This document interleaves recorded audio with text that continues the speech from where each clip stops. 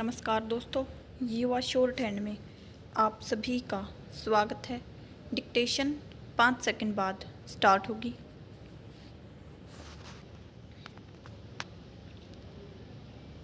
So be ready, start.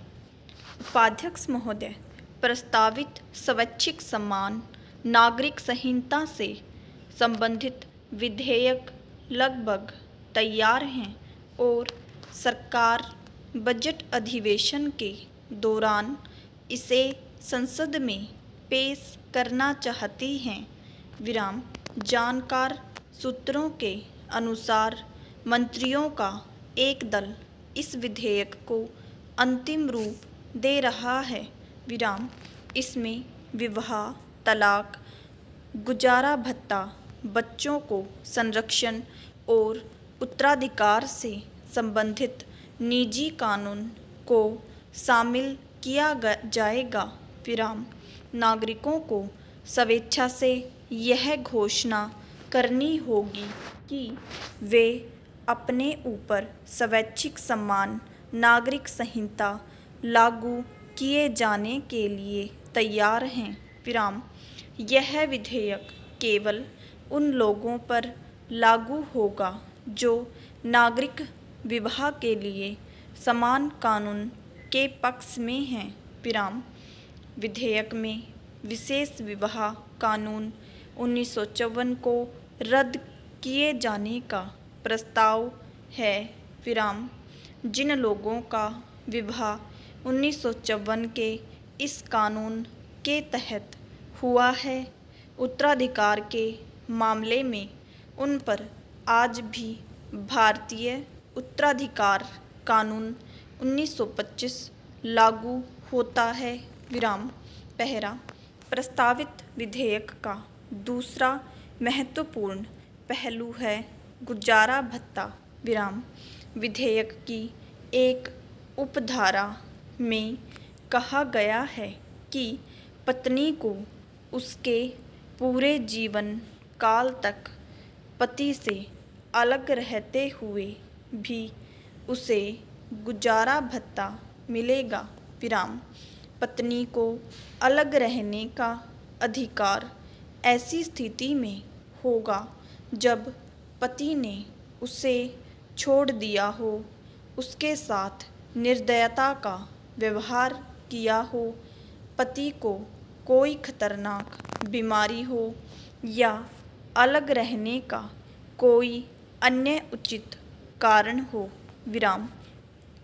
यह प्रावधान भी किया गया है कि किसी महिला को उसके पति की मृत्यु के बाद अपने ससुर, लड़के अथवा लड़की से गुजारा भत्ता मिलेगा। विराम। पहला, सूत्रों के अनुसार विशेष विवाह का कानून 1954 के तहत हुए विवाहों को छोड़कर यह विधेयक लागू होने से पहले और बाद में हुए अन्य किसी भी विवाह को इसी विश्लेषण के तहत पंजीकृत किया जा सकता है। विराम। वैवाहिक अधिकारों की बहाली और कानूनी तौर पर अलग रहने के अधिकार के लिए भी व्यापक प्रावधान किए गए हैं। विराम। इस विधेयक के तहत विवाह करने वालों और उनकी संतानों और संपत्ति के उत्तराधिकार के मामले में भारतीय उत्तराधिकार कानून 1925 लागू होगा। विराम। विधेयक में पत्नी के साथ साथ वैध या अवैध संतानों के लिए भी पत्नी को भत्ते का भुगतान करने का प्रावधान है। विराम। बूढ़ों और अस्वस्थ माता पिताओं को भी गुजारा भत्ता दिया जाएगा। गुजारा भत्ता की राशि निर्धारित करते समय कुछ बातों की ओर भी ध्यान रखा जाएगा। विराम। गुजारा भत्तों का भुगतान करने वाले का आर्थिक और सामाजिक स्तर देखना पड़ेगा तथा वह गुजारा भत्ता लेने वाले के उचित दावे के अनुसार होना चाहिए। विराम। पहला, विधेयक के अनुसार लड़के या अविवाहित लड़की का अभिभावक पिता होगा और उसके बाद माँ होगी। विराम। लेकिन 12 साल से कम उम्र के बच्चों की अभिभावक सामान्यतः माँ होगी। विराम।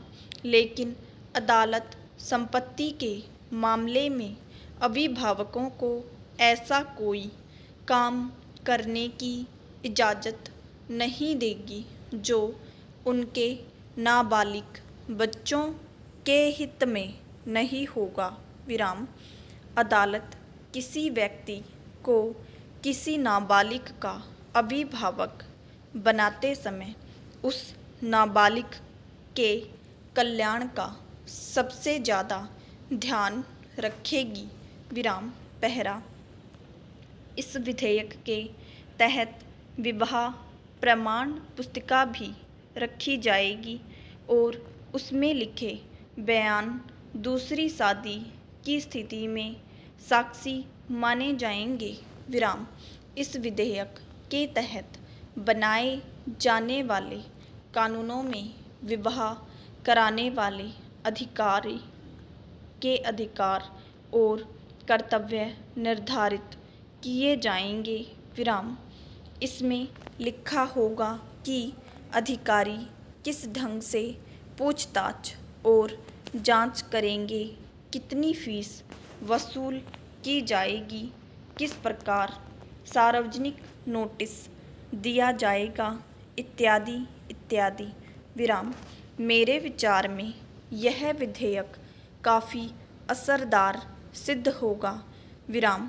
आजकल बहुत से झगड़े स्त्रियों को गुजारा भत्ता देने के संबंध में कई सालों से चलते आ रहे हैं तथा उनका निपटारा नहीं हो रहा।